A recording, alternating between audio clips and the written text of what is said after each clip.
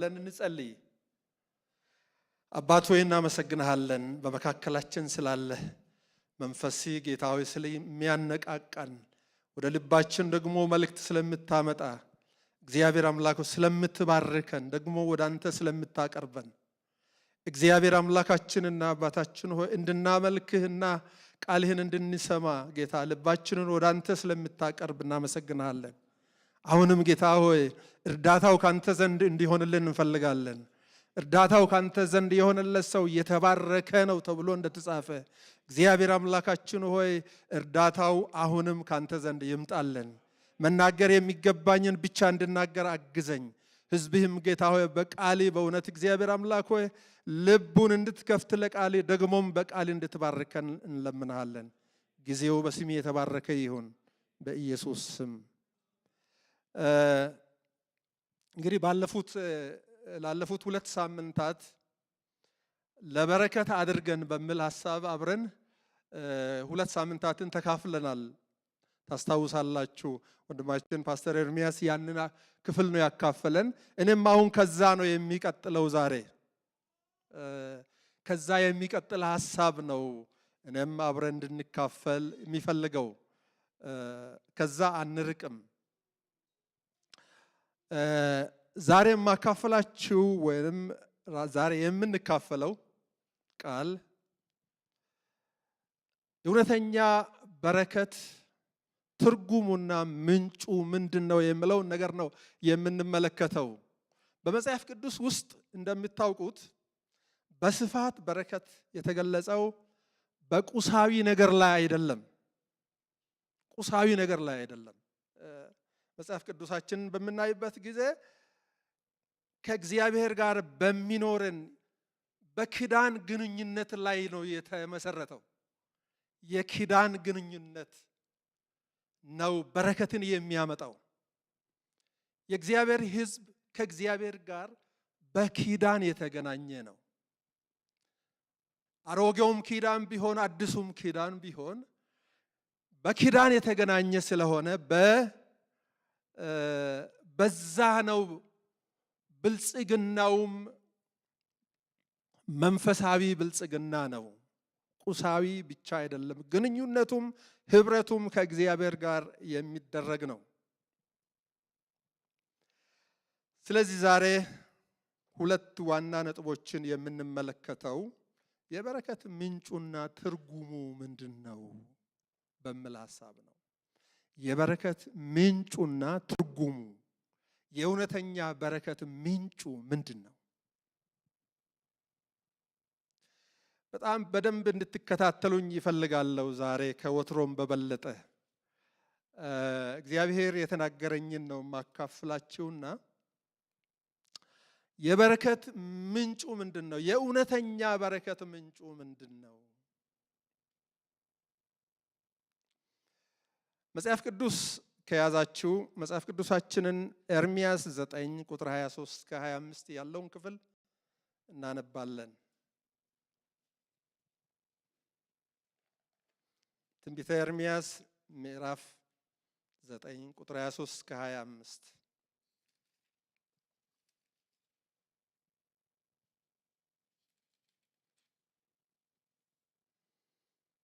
በጌታ ስም አነባለሁ። እግዚአብሔር እንዲህ ይላል፣ ጠቢብ በጥበቡ አይመካ፣ ኃያልም በኃይሉ አይመካ፣ ባለጠጋም በብልጥግናው አይመካ። ነገር ግን የሚመካው ምሕረትንና ፍርድን ጽድቅንም በምድር ላይ የማደርግ እኔ እግዚአብሔር መሆንን በማወቁና በማስተዋሉ በዚህ ይመካ። ደስ የሚያሰኙኝ እነዚህ ናቸውና ይላል እግዚአብሔር። ትልቁ መባረክ ማለት እግዚአብሔርን በግል ማወቅ ማለት ነው። እግዚአብሔርን በግል ማወቅ ከእግዚአብሔር ጋር ኢንቲሜት የሆነ ሪሌሽንሺፕ ማድረግ ከአእምሮ ዕውቀት ባለፈ ከእግዚአብሔር ጋር በመኖር ትልቁ በረከት የምንለው እርሱ ነው። ከበረከቶች ሁሉ በላይ ትልቁ በረከት እግዚአብሔርን ማወቅ ነው። እግዚአብሔር ምንድነው የሚለው? እዚህ ላይ አሁን ባነበብነው ክፍል ላይ የሚመካ ሰው ቢኖር እኔን በማወቁ ይመካ። ሌላ ምንም አይነት ሰዎች የሚመኩባቸውን ነገሮች እግዚአብሔር ለይቶ አስቀመጣቸው። ጥበብ አለ፣ ኃይል አለ፣ ብልጥግና አለ። ጥበብ አለ። ሰዎች በጥበባቸው ይመካሉ። እንደው እኛንም ራሳችንንም በምናይበት ጊዜ እነዚህ ሶስቱ ነገሮች ለሰው ልጅ በጣም ቁልፍ ነገሮች ናቸው። ጥበብ፣ ሰው በጥበቡ ይመካል፣ በትምህርቱ ይመካል፣ በእውቀቱ ይመካል። ከእውቀቱ የተነሳ የተሻለ አድርጎ ራሱን ያስባል። ከሌላው የተሻለ እና በጣም ልዩ ነገር ያለው አድርጎ ያስባል። ሌላው ሁለተኛ በኃይሉ ይመካል። ጉልበት አለኝ፣ እኔ አንድን ጉዳይ ማስፈጸም እችላለሁ። በኃይል በክንድ ሁሉን ነገር አደርጋለሁ። ስለዚህ ኃይል አለኝ። ምን አይነት ኃይል? የገንዘብ ኃይልም አለኝ፣ ስልጣንም አለኝ። በዚህ እመካለሁ ብሎ ያስባል የሰው ልጅ። ሌላው በሀብቱ ይመካል። አሁን ተመልከቱ፣ እያንዳንዳችንን እንመልከት። እያንዳንዳችን የምንመካበት ነገር አለን ከእግዚአብሔር ውጭ። እንደ ተማሪን የምናስብ ሰዎች እኔ እኮ እንደነሱ እንደነገላ አይደለሁም፣ እኔ ወይ ዲግሪውን እንቆጥር ይሆናል ወይንም የምናገኘውን ገንዘብ እንቆጥር ይሆናል።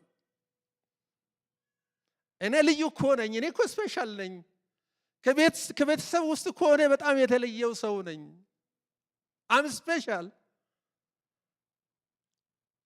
ኦኬ፣ እሱ በጣም የተማረ ሰው ሲሆን እንደዛ ያስባል። ደግሞ ወደ ኢኮኖሚ ስንመጣ ደግሞ እኔ የወር ገበዬን እናስባለን። ይህን ያህል የወር ገቢ አለኝ፣ እንዲህ አይነት ቤት አለኝ፣ እንዲህ አይነት መኪና ነዳለው እንላለን እኮ። አንናገረውም እኮ፣ የምንለው በውስጥ ነው፣ አንናገረውም።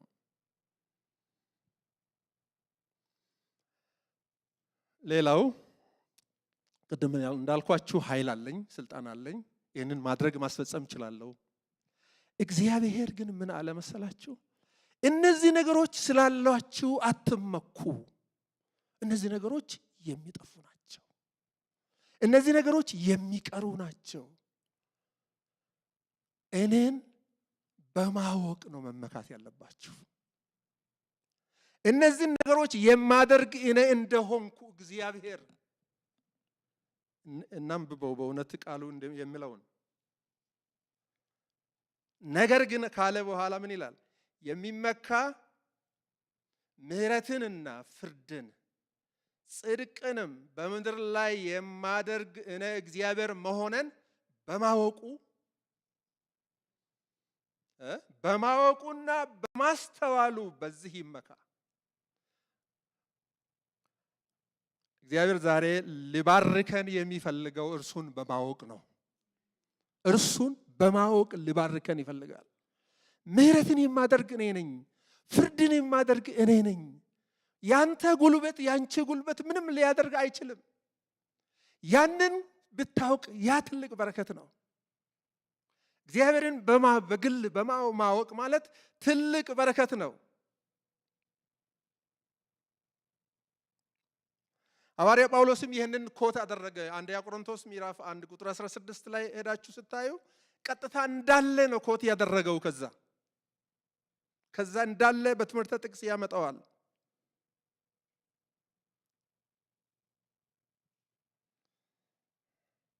ጌታ ኢየሱስ ክርስቶስ በጸለየው ጸሎት እንደዚህ ይላል። እግዚአብሔር የላከውን ኢየሱስ ክርስቶስን ማወቅ ማለት የዘላለም ሕይወት ነው። በቃ እኔን በማወቅሽ ነው መመካት ያለብህ። ብዙውን ጊዜ እኛ እንግዲህ እንደተባረክን የምንቆጥረው እንደምታውቁት ጥሩ ተምረን ስንመረቅ እንደተባረክን እንቆጥራለን። ገንዘብ ሲኖረን የምንፈልገውን ነገር ማድረግ ስንችል እንደተባረክን እንቆጥራለን። አንድን ነገር የምናስፈጽምበት ኃይል ሲኖረን እንደተባረክን እንቆጥራለን። ጌታ ግን ዛሬ ምንድነው የሚለን? እስቲ ቆም በሉ ይላል። እስቲ ቆም በሉ። እስቲ እንደተባረካችሁ የምትቆጥሩትን ነገር ቁጠሩና እስቲ ቆም ብላችሁ አስቡ። በረከት ማለት ሁሉን የማደርግ እኔ መሆኑን ስታውቁ ነው። በረከት ማለት ሁሉን ነገር ምህረትንም የማደርገው እኔ ነኝ፣ ፍርድንም የማደርገው እኔ ነኝ፣ ቅን ነገርን የማደርገው እኔ ነኝ፣ መልካምነትን ከፊት ያሳልፋለሁ አይደል የሚለው። በቃ መልካም ነገር የማደርግ እኔ መሆነን ካወቅሽ በቃ ትክክለኛ ቦታ ላይ ነህ ማለት ነው። ትክክለኛ ቦታ ላይ ነሽ ማለት ነው። ሁሉን የማደርግ እኔ እንደሆንኩ የምታውቅ ከሆነ ከዛ ደግሞ ስታውቅ ደግሞ አውቀ የምትኖር ከሆነ ነው የሚለን። አውቀ ያንን ሪሌሽንሺፕ ጠብቀ በማስተዋል ደግሞ ይላል። በማወቁ ብቻ ሳይሆን በማስተዋሉ፣ በማወቁና በማስተዋሉ በዚህ ይመካ ካለ በኋላ ምን ይላል? ደስ የሚያሰኙኝ እነዚህ ናቸውና ይላል። ክብር ለእርሱ ይሁን። እነዚህ ናቸው ደስ የሚያሰኙኝ። እግዚአብሔር ደስ ስለው እንዴት እንደሚሆን አናውቅም፣ ግን እግዚአብሔር ደስ ይለኛል ስል ደስ ይላል። እኛ ደስ ስለን እንስቃለን፣ ደስ ስለን የተለያየ ሪፍሌክሽን እናደርጋለን። እግዚአብሔር ምን አለ? እናንተ ይሄንን ስታውቁ እኔ ደስ ይለኛል። ክብር ለእርሱ ይሁን። እግዚአብሔር ደስ ይበለው። እግዚአብሔር ደስ ስለው ለምንድን ነው ደስ የሚለው? እኛ ሁሉን የሚያደርግ እርሱ መሆኑን ስናውቅለት ደስ ይለዋል። በቃ አስተዋዮች ስንሆንለት ደስ ይለዋል።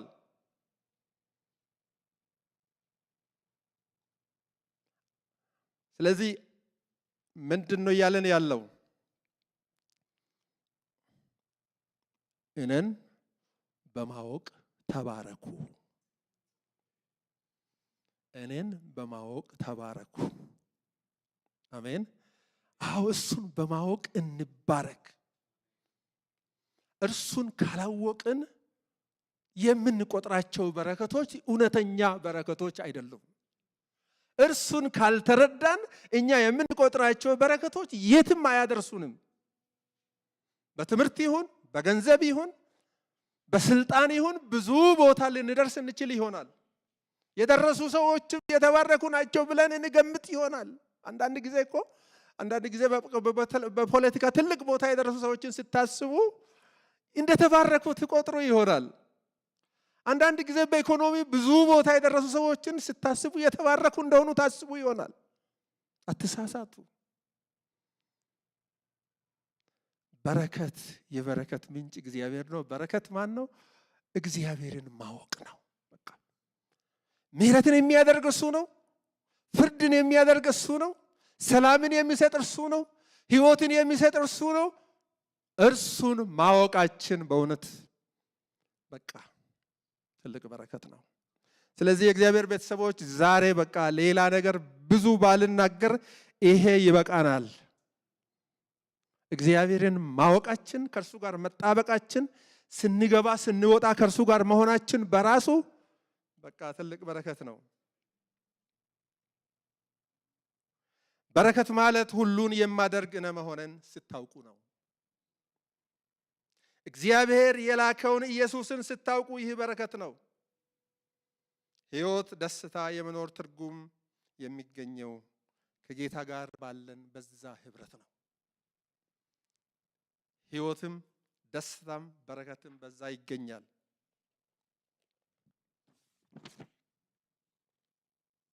ዮሐንስ 17:3 ላይ ነው ቅድም ያነበብኩት ክፍል። እግዚአብሔር የላከውን ኢየሱስ ክርስቶስን ማወቅ እርሱ ምንድነው ይላል? እርሱ የዘላለም ሕይወት ነው። በቃ እግዚአብሔርን ማወቅ የዘላለም ሕይወት ነው። ስለዚህ ዛሬ ጌታ የሚናገረን ምንድነው? እግዚአብሔርን በግል ማወቅ መባረክ ነው። ማወቅ ማለት ምን ማለታችን ነው? የቀረበ ዕውቀት፣ ኢንቲሜት ሪሌሽንሺፕ ኖሌጅ፣ የሄድ ኖሌጅ ሳይሆን የአእምሮ ዕውቀት ሳይሆን ከእርሱ ጋር መኖር፣ በየዕለቱ ከእርሱ ጋር መኖር።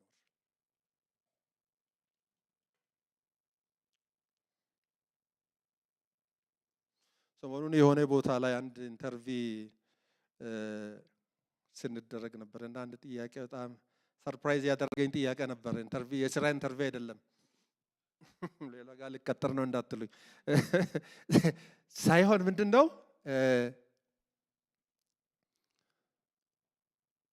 አንዱ ፓስተር እንደዚህ ብሎ ጠየቀኝ።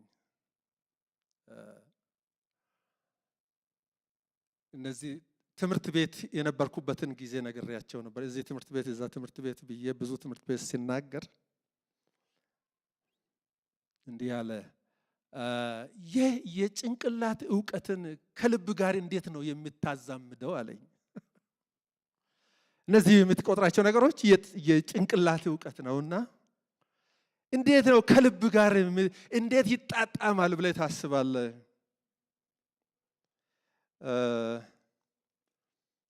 በእኛ ባህል እንደዚህ ይባላል አልኩኝ። እኔም ደግሞ በእኛ ባህል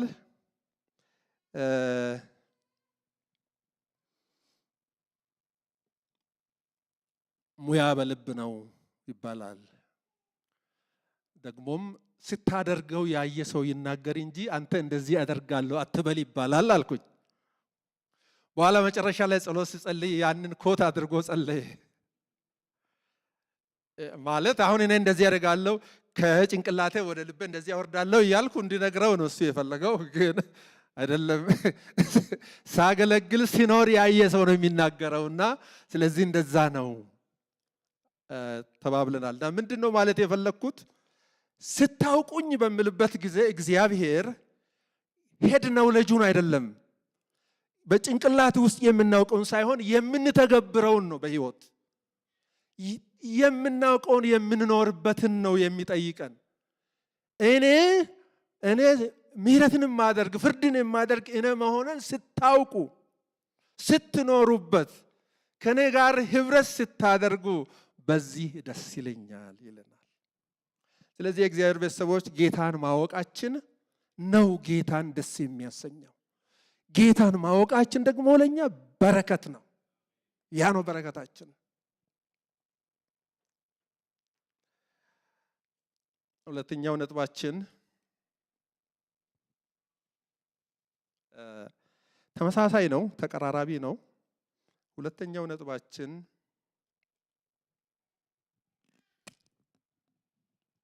በእግዚአብሔር መገኘት ውስጥ መሆን መባረክ ነው። በእግዚአብሔር መገኘት ውስጥ መሆናችን ነው መባረክ። ምን ማለት ነው? ህልውናው ውስጥ መኖራችን፣ በሱ ፕሬዘንስ ውስጥ እግዚአብሔር ባለበት። ያ ምን ማለት ነው? እግዚአብሔር ሁሉም ቦታ አለ። እግዚአብሔር የሌለበት ቦታ የለም። ነገር ግን እግዚአብሔር በሚሰራበት፣ እግዚአብሔር በሚፈልግበት፣ እግዚአብሔር በሚወድበት፣ እግዚአብሔር ስራውን በሚሰራበት እዛ ውስጥ መገኘታችን ፕሬዘንስ በምንልበት ጊዜ እግዚአብሔር ምንድነው ሁሉ ቦታ እንደሚገኝ እናውቃለን አለ። ሳንዴይ ስኩላችንም ያስተምረናል እሱን። እግዚአብሔር ሁሉ ቦታ ነው አይደለ ያለው? እግዚአብሔር ሁሉ ቦታ ነው ያለው። አንድ ጊዜ አንዲት ሕፃን ያለችውን ነግሬያችኋለሁ። ተናግሬያለሁ ብዬ ያስባለሁ። እዚህ ለመባ የተሰጣት አንድ ብር ጠፋባትና ለመባ የተሰጣት አንድ ብር አንዱ ብስኩት እንድትገዛ ነው፣ አንዱ ግን መባ እንድትሰጥ ተሰጥቷታል። እሷ ሳንዴይ ስኩል እግዚአብሔር ሁሉ ቦታ እንዳለ ተምራለች። ስለዚህ ነፋስ ይዞባት ሲሄድ የኔንማ ይዣለሁ አንተ ሁሉ ቦታ ስላለ ያንተን ፈልገህ ውሰድ ያንተን ፈልገህ አንተ ሁሉ ቦታ አይደለም ያለው ፈልገህ ውሰድ አንተ ነፋስ ይዞ ሄደው ያንተን ነው የኔን አልወሰደም ብላለች ይባላል እውነተኛ ታሪክ ነው እና እግዚአብሔር ሁሉ ቦታ አለ ግን ምንድነው በእግዚአብሔር መገኘት ውስጥ ስንሆን በምንልበት ጊዜ መዝሙረኛው ዳዊት እንደዚህ ይላል መዝሙረ ዳዊት 16 ቁጥር 11 ላይ እንዲህ ይላል የሕይወትን መንገድ አሳየኸኝ ከፊትህ ጋር ደስታን አጠገብከኝ በቀኝህ የዘላለም ደስታ አለ ይላል ምን ይላል in your presence there is fullness of joy ይላል ባንተ መገኘት ውስጥ ሙሉ ደስታ አለ ይላል አንተ ባለህበት ባንተ መገኘት ውስጥ ሙሉ ደስታ አለ ሐዘን የለም ይላል ክብር ለእርሱ ይሁን አንተ ባለህበት there is fullness of joy ሙሉ ደስታ አለ በቀኝህ የዘላለም ደስታ አለ ይላል ከአንተ ጋር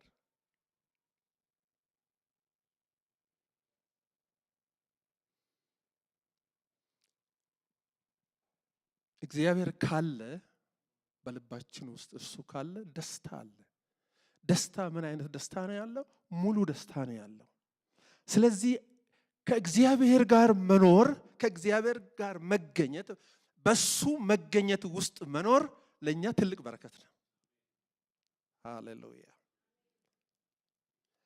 አንድ ጊዜ ሙሴ እግዚአብሔርን ሲጠይቅ እንደዚህ ያለ እግዚአብሔር እኔ ካንተ ጋር እሄዳለሁ አሳርፍህም አለው ከዛ በኋላ ሙሴ ምንድነው አንተ ከኛ ጋር ካልወጣ እኛ አንወጣም ማለት አንተ ፕሬዘንስ ይከላል መልአክ ልካለው ሲለው አይ ኖ መልአክ ጋር አይደለም ካንተ ጋር ነው ምን ሄደው አንተ ከኛ ጋር ስትሆን ነው የምናርፈው ዘጸአት ምዕራፍ 33 ቁጥር 14 ላይ በሚተርበት ጊዜ ይሄንን ነው ዲያሎግ ያደርጋል ሙሴ ከእግዚአብሔር ጋር አብረህን የማትሄድ ከሆነ አንተ ይሄንን ህዝብ እኮ ሲመራ ካንተ ጋር ይሆናለው ስምህንም አውቄያለሁ ብለህ ነው ይዤ የወጣሁት አሁን እንዴት ልሄድ መልአክን አደርግላ ኖ መልአክ ጋር አይደለም እኔ ካንተ ጋር ነው መሆን የሚፈልገው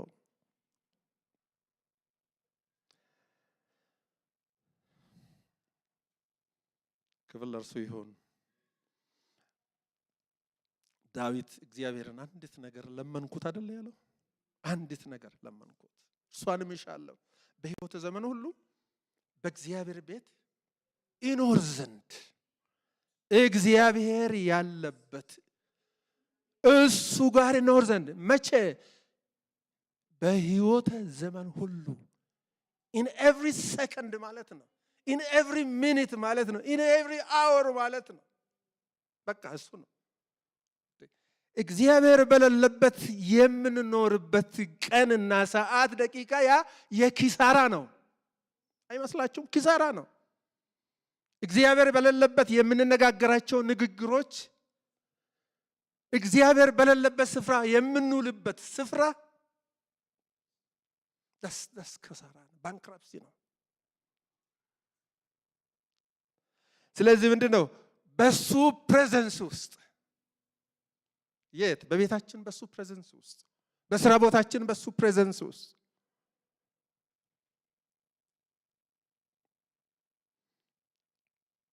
ያ ነው አንዱ በረከት ማለት ነው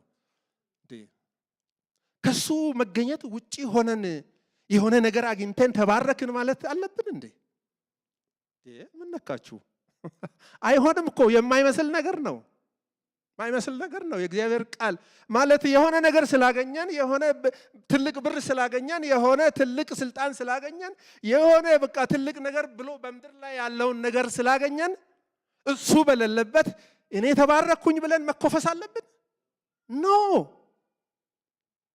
አይሆንም የፈለገ ዕውቀት ብታገኝ የፈለገ ዕውቀት ቢኖር ከፕሬዘንሱ ውጪ ከከለላው ውጪ ከምህረቱ ውጪ ከጸጋው ውጪ ሆነን እሱ በረከት አይደለም በረከት ከኢየሱስ ጋር ነው። ሃሌሉያ! ከእርሱ ጋር ነው በረከት ያለው፣ ሕይወት ያለው ከእርሱ ጋር ነው። እነዚህ ሁሉ እንደ ጥላ የሚያልፉ ናቸው ይላል የእግዚአብሔር ቃል። የሚያልፉ ናቸው ይላል። ነገር ግን እንደ ጥላ እንኳን የማይዞር በረከት ከሰማይ ነው የሚመጣው ነው አይደል የሚለው? እንደ ጥላ መዞር ከሌለበት። ሃሌሉያ! ክብር ለእርሱ ይሁን። ያ ከሰማይ ነው፣ ከብርሃናት አባት ነው የሚመጣው። ያ ነው ለኛ ሕይወት የሚሆነው። ያ ነው በእርሱ ፕሬዘንስ ውስጥ የሚያኖረን።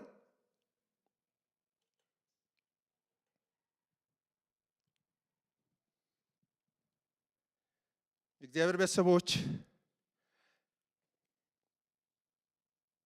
እግዚአብሔር ለእስራኤል ሕዝብ ከሰጣቸው በረከቶች አንዱ እግዚአብሔር ፊቱን ያብራልህ የሚል በረከት ነው። እግዚአብሔር ፊቱን ያብራልህ ይራራልህም የሚለው በረከት አንዱ ነው። የአሮን በረከት ከሚባለው ዘኍልቍ ምዕራፍ 6 ላይ ከተጠቀሰው ማለት ነው ቁጥር 25 ላይ ይህ በረከት ማለት ምን ማለት ነው? እግዚአብሔር ካንተ ጋር ይሁን ማለት ነው። ይህ በረከት የእግዚአብሔር ሞገስ በሕዝቡ ላይ እንዲሆን የተጠየቀ ነው።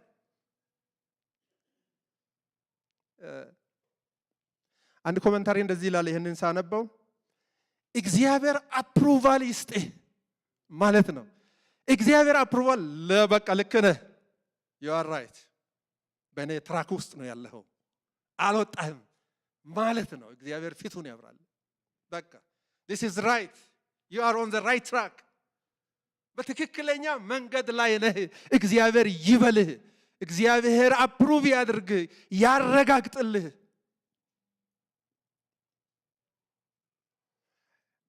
እሱን ሳነብ አንድ ነገር አስብ ነበርና ይሄ ምንድነው ይሄ ሕገ መንግስት ወይንም ሕገ ደንብ በሚሰራበት ጊዜ አንድ የሚያከራክር ነገር አለ። ማጽደቅና ማጸደቅ የሚባል ነገር አለ። ማጽደቅና ማጸደቅ ሁለቱ የተለያዩ ነገሮች ናቸው። የሚያጸድቀው የመጨረሻ ሰው ነው። ሌላው ደግሞ የሚያጸድቅ ነው ወስዶ። አይ ዶንት ኖ ስትራክቸር በምትሰሩበት ጊዜ እገሌ በዚህ ስትራክቸር ያለው ይሄንን ጉዳይ ወስዶ እዛ ያጸድቃል ነው የሚባለው እንጂ ያጸድቃል አይባልም። አይ ዶንት ኖ አማርኛዬን አግኝታችሁ ግን ያጸድቃል ማለት የመጨረሻ አፕሩቫል የሚሰጥ ሌላ ሰው አለ። እሱ ጋር ነው የሚወስደው። እንግዲህ ደንብ በሚሰራበት ጊዜ እንትን አለው፣ መዋቅር አለው፣ ስትራክቸሮች አሉት። እዚህ ላይ ያለው ማጽደቅ አይችልም። እሱ ምንድነው የሚያደርገው?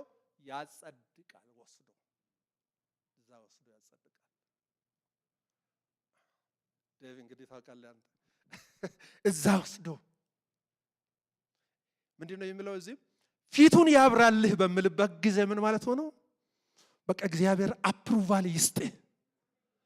እግዚአብሔር የሚታደርገውን የሚታደርጊውን የምትሰራውን ሁሉ አፕሩቭ ያድርግልህ። አሜን። ስለዚህ እግዚአብሔር ከኛ ጋር ሲሆን ያ ነው በረከት ማለት። እግዚአብሔር አፕሩቭ ሲያደርገን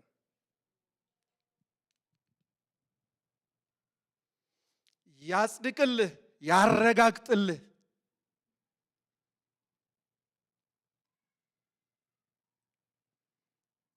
ስለዚህ በእግዚአብሔር ፕሬዘንስ ውስጥ ስንሆን ትልቅ በረከት ነው ማለት ነው። በቃ በእግዚአብሔር ፕሬዘንስ ውስጥ የት ነው በእግዚአብሔር ፕሬዘንስ ውስጥ የምንሆነው? በቤታችን፣ በቤትህ፣ በቤትሽ በእግዚአብሔር ፕሬዘንስ ውስጥ ከሆንክ ተባርከሃል። እግዚአብሔር በስራ ቦታ ካለ ተባርከሃል፣ ተባርከሻል። እዛ እግዚአብሔር ካለ ካንተ ጋር እግዚአብሔር በየትኛውም ስፍራ በልብህ በሙላት ካለ ተባርከሃል። የተባረክ አንተ ነህ፣ የተባረክሽ አንቺ ነሽ። በጽድቅና በቅድስና ደስ የሚልህ ከሆነ የተባረክ አንተ ነህ፣ የተባረክሽ አንቺ ነሽ። ስለ ቅድስና ስታስብ፣ ስለ ጽድቅ ስታስብ ደስተኛ የምትሆን ከሆነ ኃጢአት በፊትህ የተናቀ ሲሆን ኃጢአትን እንጆይ የማታደርግ ከሆነ የኃጢአት ወሬ የማያስደስትህ ከሆነ አንተ የተባረክ ሆነ።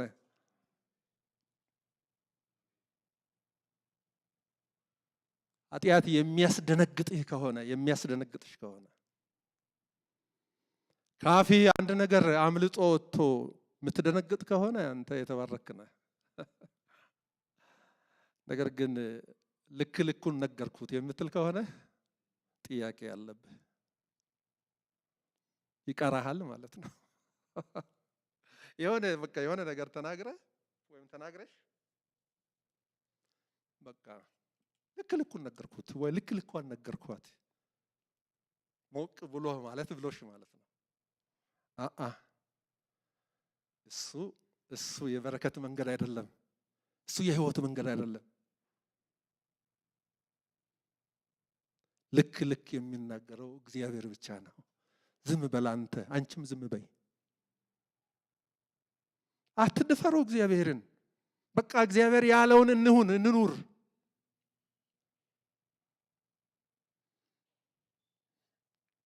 ሌላው በህይወት ወጥነት ካለ ተባርከሃል። በህይወት ወጥነት ካለ ምን ማለት ነው? ኢንቴግሪቲ። ወጥነት ማለት ኢንቴግሪቲ ማለት ነው። በቃ መድረክ ላይ ያለው አክልሉ ዳውንታውንም አክልሉ ከሆነ ቤቱም አክልሉ ከሆነ ሌላም ጋር አክልሉ ከሆነ ዳስ ኢንቴግሪቲ። በቃ እሱ የትም እንደዛ ነው ከተባለ ደስ ይበልህ። እንደዛ ከሆነ እሷ የትም ስራ ቦታም ብትሆን ቤቷም ብትሆን ገበያም ብትሆን ከሰው ጋር ብትሆን ከክርስቲያን ጋር ብትሆን ከዓለማዊ ጋር ከሆነ ሺ ነው ይባላል እንደዛ። አዎ እሷ ራሷ ናት ከተባለ እልልታ ነው እሱ። ጌታ ደስ ይለዋል። ክብር ለእርሱ ይሁን። ጌታ እንደዛ ስንሆን ደስ ይለዋል። ስለዚህ አንለዋወጥ። አንድ ቦታ ሌላ ድሮ የሚባል አንድ አባባል አለ። እኔ 2 ኮፍያ አለኝ የሚሉ ሰዎች አሉ። ዛሬ በሌላ ኮፍያ ነው የመጣሁትና ስለዚህ ያንን አታንሳብኝ። ያ በሌላ ኮፍያ ሌላ ጋር ነው የሚሆነው። እኛ አንድ ኮፍያ ነው ያለን። በአንድ ኮፍያ ከኢየሱስ የወሰድነው እሱ ብቻ ነው ያለን፣ ሌላ የለንም። ጨርሳለሁ።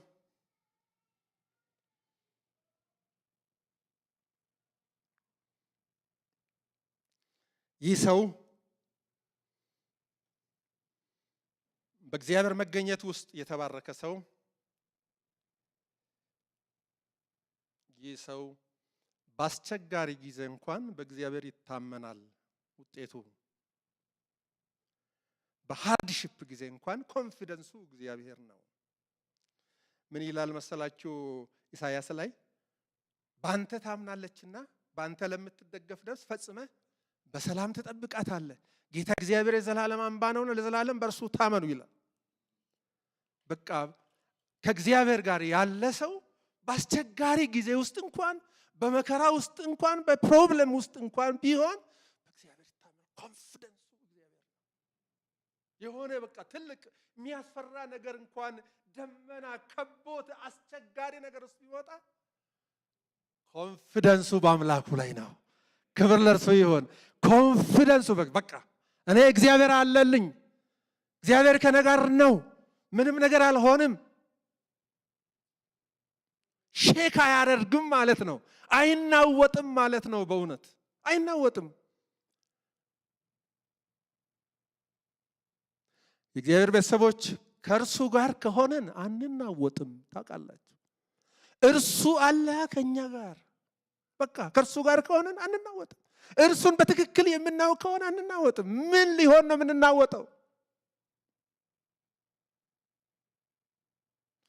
አንድ በጣም ጨጓራውን የሚታመም ሰው አለ እኔ የማውቀው አገር ቤትና ብታከም በቃ የለም አልፈወስ አለ ብሎ ሲያቅተው አንድ ቀን እንደዚህ ያለ ጨጓራው እንደዚህ ይዞ ምን ብቻዬን አፈር የሚበላ መሰለህ? አብረን ነው የምንወርደው። አብረን ነው አፈር የምንበላው። አንተም ከላይ አትተርፋትም። ታክሜ ብለሃል። በቃ ሁለታችንም አንድ ላይ እንገባለን አለ። ምን ሊሆን ይፈራል? ጌታን የያዘ ሰው ትዝ ይላችኋል። አንተን ከያዘ ሰው ምን ይሆናል አይደለ ያለው? አዎ ምንም አይሆንም። ፈጽመህ በሰላም ትጠብቃታለህ ይላል። ዳንኤል ደግሞ እንደዚህ ይላል። ነገር ግን አምላካቸውን የሚያውቁ ሕዝብ ይበረታሉ ያደርጋሉ ይላል። ክብር ለእርሱ ይሁን። እዛ በጣም ስለ መከራ ነው የሚናገረው። ያ ምዕራፍ 11 ቁጥር 32 ላይ እንደዛ የሚለውና ስለ መከራ እየተናገረ መጨረሻ ላይ የሚሆነውን መከራ ይናገርና የተፈጸመ ነው። አሁን ግን ይናገርና እግዚአብሔርን የሚያውቁ ሰዎች፣ እግዚአብሔርን የሚያውቅ ሕዝብ ይበረታል ያደርጋል። ምንም አይሆንም። በዛ ችግር ውስጥ በዛ መከራ ውስጥ ያደርጋል፣ ምንም አይሆንም ይላል። የእግዚአብሔር ቤተሰቦች ጌታ ዛሬ የምናገረን ይህ ነው። እግዚአብሔርን በግላችን በነፍስ ወከፍ ይባላል። ኢትዮጵያ ላይ ታውቃላችሁ፣ ነፍስ ወከፍ ከተባለ ልጅም የራሱ ነፍስ ወከፍ ነው፣ አዋቂም ነፍስ ወከፍ ነው። አሁን በቤተሰብ የሚባል አይደለም፣ በነጠላ በእያንዳንዱ ማለት ነው ነፍስ ወከፍ። እግዚአብሔርን በነፍስ ወከፍ ማወቅ ያስፈልገናል።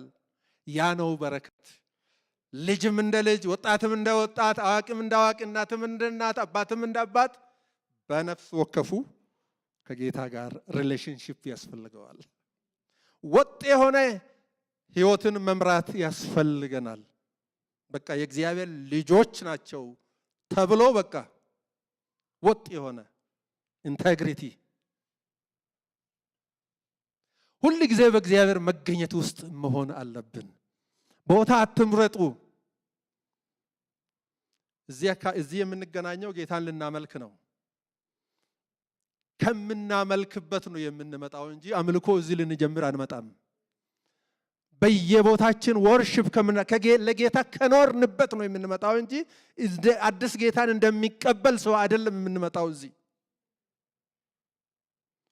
ስለዚህ እያንዳንዳችን ሁል ጊዜ በእግዚአብሔር መገኘት ውስጥ መሆን አለብን። ያ ትልቅ በረከት ነው። መዝሙረኛው እንዳለው መጨረሻ ላይ እግዚአብሔርን ሁል ጊዜ ይባርከዋለሁ፣ ምስጋናውም ዘውትር በአፌ ነው። እግዚአብሔር አምላኩ የሆነለት ሕዝብ የተባረከ ነው። የተባረከ ነው። ሞገስ አለው። መዝሙረ ዳዊት 33 ቁጥር 12 ላይ ነው ይሄንን የምታገኙት። 44 15ም ላይ ታገኛላችሁ። እግዚአብሔር አምላኩ የሆነለት ሕዝብ የተባረከ ሕዝብ ነው። ዘዳግም ምዕራፍ 28ም ላይ ይሄንኑ ነው የሚናገረው ከ7 ጀምሮ እስከ 14 ስለ እግዚአብሔር በረከት፣ እግዚአብሔር እስራኤልን የባረከበትን በረከት፣ እግዚአብሔር ከእርሱ ጋር ስለሆነ የእስራኤል ሕዝብ እንዴት እንደተባረከ ነው የሚናገረው። ስለዚህ ዛሬ እንግዲህ ጌታ የተናገረንን ስናጠቃልል በግላችን ጌታን ማወቃችን በራሱ ትልቅ መባረክ ነው። ከእርሱ ጋር መገኘታችን፣ እርሱ ባለበት መገኘታችን መባረክ ነው። ሁል ጊዜ በእግዚአብሔር መገኘት ውስጥ እግዚአብሔር ያኑረን። ሃሌሉያ! ክብር ሁሉ ለእግዚአብሔር ይሁን። ጥቂት ደቂቃዎች እጆቻችንን በእግዚአብሔር ፊት አንስተን ብዙ ነገር የተቀበልን ሰዎች ነን። የምድራዊውም ቢሆን ዛሬ ደግሞ ቃል ወደኛ እንደመጣው ሰማያት የተከፈተልን፣ አይኖቻችን የበሩልን፣ ከጨለማ ከሞት ወደ ሕይወት ወደ ዘላለም ሕይወት የተሻገርን ሃሌሉያ የእግዚአብሔር ካህናት ቅዱስ ሕዝብ ተብለን የተጠራነንና እጆቻችሁን አንሱና ጥቂት ደቂቃ ባርኮታችሁን ቁጠሩ። ብዙውን ጊዜ መንፈሳዊ ነገር ይውሰደው። አሜን። ዛሬ ቃል ወደኛ እንደመጣ ፍቅሩ ይውሰደው፣ ጸጋው፣ ምሕረቱ፣ ቸርነቱ እሱን ማወቃችን፣ ሃሌሉያ፣ ፊቱን መፈለጋችን፣ ከሱ ውጪ ምንም ነገር እንደሌለን መኖር እንደማንችል ማወቃችን ይሄ በረከታችን ነው። እናመሰግናለን፣ እንባርካለን፣ ከፍ እናደርጋለን። አሜን። ተባረክ። ተቀብለናል፣ ብዙ ተቀብለናል። እንዳልተቀበልን ደግሞ አንሆንም። ጓዳችን ውስጥ የገባ ቤታችን ውስጥ የገባ አንተ ነህ። ስምህ ይባረክ። ሃሌሉያ። ቅድም የእግዚአብሔርን ቃል እንደሰማነውም ሁላችንም እጆቻችንን ከልቦናችን ጋር አንስተን ቡራኬን እንቀበላለን። እግዚአብሔር ይባርካችሁ፣ ይጠብቃችሁ። እግዚአብሔር ፊቱን ያብራላችሁ፣ ሰላሙን ደግሞ ይስጣችሁ። እግዚአብሔር ፊቱን ወደ እናንተ ይመልስ፣ ደግሞም ይራራላችሁ። በአብና በወልድ በመንፈስ ቅዱስ ደግሞ አንድ አምላክ ስም አሜን፣ አሜን፣ አሜን፣ አሜን። ክብር ሁሉ ለእግዚአብሔር ይሁን። ተባረኩ፣ አትቸኩሉ። ቅዱሳንን አግኙ። የፌሎሺፕ ጊዜ ይኖረ